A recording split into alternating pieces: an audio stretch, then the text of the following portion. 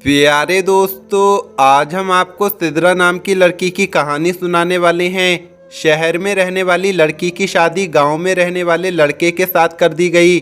उसके बाद लड़के ने उसके साथ जो भी किया उसे सुनकर आप भी हैरान रह जाएंगे।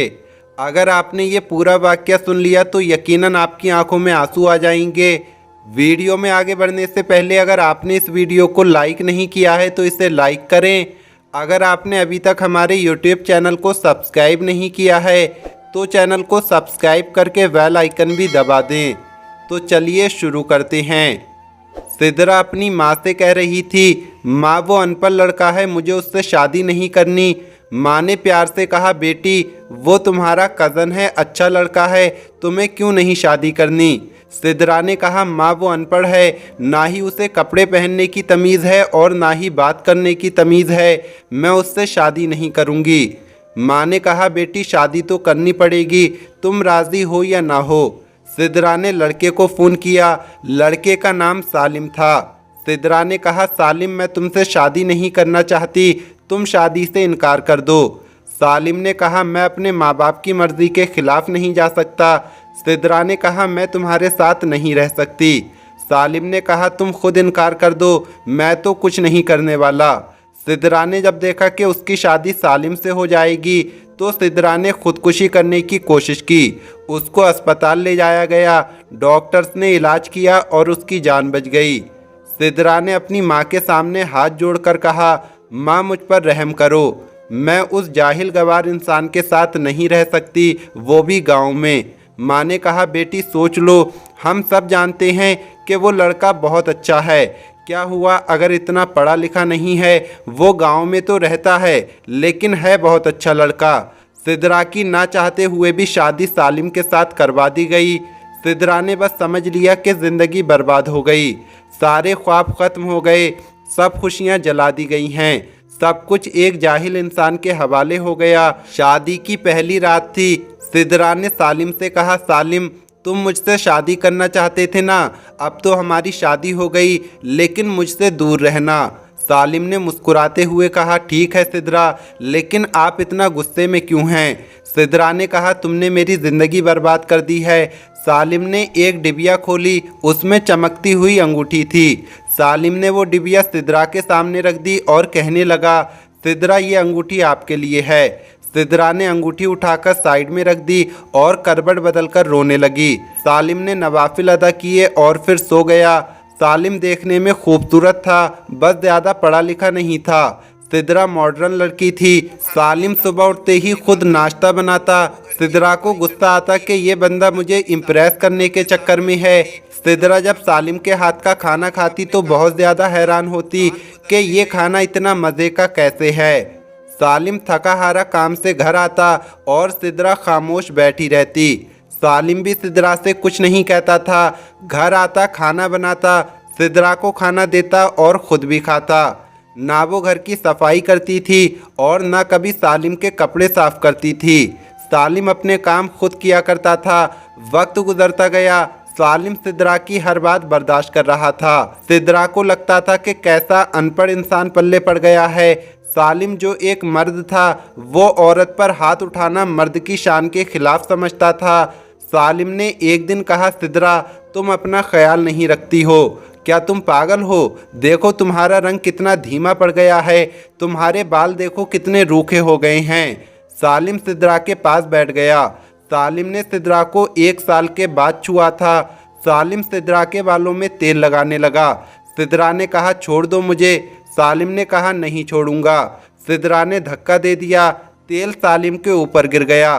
सिद्रा जाने लगी तो सालिम ने उसका हाथ पकड़ लिया और मुस्कुराते हुए कहने लगा, सिद्रा मैं इस तरह आपको उदास नहीं देख सकता। सिद्रा ने कहा, मेरा हाथ छोड़ो, मुझे दर्द हो रहा है। सालिम ने उसे पास बिठाया, सिद्रा के सर पर तेल लगाया और फिर चेहरे पर क्रीम लगाया और मुस्कुराते हुए कहा, चुड़ैल जाओ, अब शावर ले लो और गुलाबी वाला सूट पहनो, मैं तुम्हारी फेवरेट बिरयानी तैयार करता हूँ। सिद्रा हैरान थी कि मैं इतना ज़्यादा गुस्सा करती हूँ लेकिन ये मुझे इतना प्यार करता है। सिद्रा के चेहरे पर अजीब सी चमक थी। सिद्रा ने अपनी सहेली को फ़ोन किया और कहा, यार सालिम ने आज मेरे साथ ऐसा किया है उसकी सहेली ने कहा, सालिम अच्छा इंसान है, उसकी कद्र करो। सिदरा ने कहा, वो दिखावा कर रहा है। तो उसकी सहेली ने कहा, सिदरा, किस्मत वालों को ऐसे मर्द और ऐसे हमसफ़र मिलते हैं। इतने में सालिम ने आवाज़ लगाई, जहाँ पना खाना तैयार है, आ जाओ। सिदरा मुस्कुराने लगी। आज बिरयानी से मज़े की खुशबू आ रही थी। सिदरा ने खाना शुरू किया। इतने मज़े की बिरयानी थी कि उसका दिल चाह रहा था कि वो तारीफ़ करे, लेकिन वो खामोश रही। खाना खाया और कमरे में सोने के लिए चली गई। सालिम ने बर्तन उठाए और बर्तन धोने लगा। बर्तन धोने के बाद सारे दिन का थका हारा बेड पर लेटकर सो गया। सुबह उठा और सिदरा को भी उठाया और कहने लगा, सिदरा, नाश्ता तैयार कर दिया है, कर लेना, मैं काम पर जा रहा हूँ। और हाँ, आज तुम्हारे लिए एक तोहफ़ा भी लेकर आऊँगा। रात को सालिम घर आया। उसके हाथ में गुलाब का फूल था। सिदरा कुर्सी पर बैठी हुई थी। शाम का वक्त था। हल्की सी रोशनी थी। सालिम घुटने के बल बैठ गया। गुलाब का फूल सिदरा को दे दिया और मुस्कुराते हुए कहने लगा, हैप्पी बर्थडे। सिदरा ने कहा, तुमको कैसे याद? सालिम ने कहा, हम सफ़र हूँ आपका। सालिम ने सिदरा को कुछ पेपर दिए और कहा, सिदरा, तुम जानती हो ये पेपर्स किस चीज़ के हैं? सिदरा का दिल धड़कने लगा। सालिम ने कहा, ये हम दोनों की खुशी है। सालिम ने प्यार भरे लहजे में कहा, ये हमारे नए घर के पेपर्स हैं। मैंने नया घर ले लिया है और उसे तुम्हारे नाम कर दिया है। सिदरा को यकीन ही नहीं हो रहा था। सिदरा ने देखा तो वो नए घर के कागज़ थे। सिदरा कुर्सी पर बैठ गई। उसकी आंखों में आंसू आ गए। सालिम की आंखों में भी पहली बार आंसू छलक आए। सालिम ने कांपती हुई आवाज़ में कहा, सिदरा, एक चीज़ मांगूं? सिदरा ने हाँ में सर हिला दिया और सालिम कहने लगा, सिदरा, तुम हमेशा खुश रहना। तुम जानती नहीं हो, तुम बहुत प्यारी हो, तुम तो परी हो। मैं बहुत खुश नसीब हूँ जो तुम जैसी बीवी मिली। मुझे क्या पता फिर मिलना नसीब हो या ना हो। इतना कहकर सालिम कमरे में चला गया। सिदरा को समझ नहीं आ रहा था कि क्या करे। सिदरा सोचने लगी कि मैं सालिम को क्या समझती रही। सालिम कितना अच्छा इंसान है, मैंने उसके साथ कितना बुरा सलूक किया। सिदरा का दिल चाह रहा था कि सालिम से माफ़ी मांग लूं। रात भर सिदरा ख्वाब देखती रही कि कल सालिम के लिए खुद नाश्ता बनाऊंगी, सालिम को दुनिया की हर खुशी दूंगी, सालिम को अब कभी उदास नहीं होने दूंगी। रात बीत गई। सिदरा उठी और उसने नाश्ता तैयार किया। सिदरा बहुत ज़्यादा खुश थी और सालिम के उठने का इंतज़ार करने लगी। काफ़ी वक्त गुजर गया लेकिन सालिम ना उठा। सिदरा कमरे में गई और मोहब्बत से आवाज़ देने लगी, सालिम उठ जाएं, मैंने आज आपके लिए नाश्ता तैयार किया है। सालिम करवट लिए सोया रहा। सिदरा ने मोहब्बत से सालिम को छुआ तो देखा कि सालिम का जिस्म ठंडा पड़ चुका है। सिदरा ने आगे बढ़कर देखा तो सालिम के बिस्तर पर खून पड़ा था, मुंह पर खून लगा हुआ था। सिदरा चीखने लगी, ज़ोर ज़ोर से आवाज़ें देने लगी, सालिम उठ जाओ, ये क्या हो गया है आपको? मोहल्ले वाले जमा हो गए। सालिम को अस्पताल ले गए।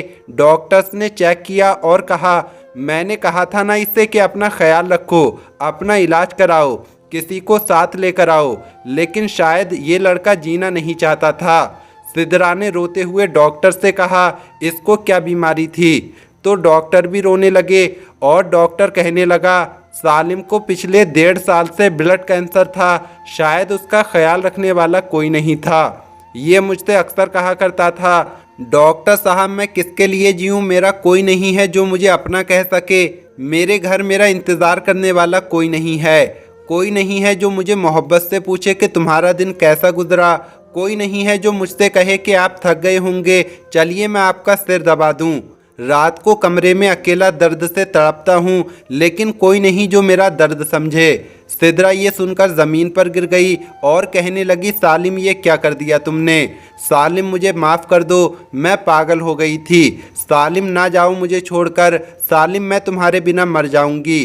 सालिम की लाश सामने पड़ी थी। सिदरा सालिम के चेहरे को हाथों में लिए चीख चीख कर रो रही थी, लेकिन शायद अब मोहब्बत का वक्त ख़त्म हो चुका था। सालिम तो बस इतना कहा करता था कि किसी के जज्बात से मत खेलो, किसी को इतना मत सताओ कि वो मर जाए। जब मियाँ बीवी एक दूसरे को समझने की कोशिश करेंगे तो ज़िंदगी आसान हो जाएगी। किसी की कद्र करनी है तो उसकी ज़िंदगी में करो, क्योंकि मरने के बाद पछताने के सिवाय कुछ नहीं होगा।